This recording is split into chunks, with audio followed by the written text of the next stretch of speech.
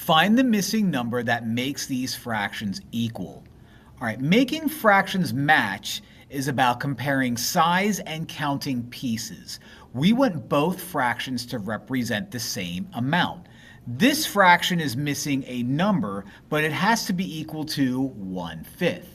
Now, the bottom number in each one tells us how many equal pieces the whole thing is split into.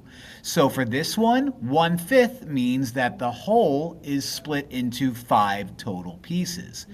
This one, blank over 15, says that the whole is split into 15 pieces. So how can we go from 5 to 15 using multiplication?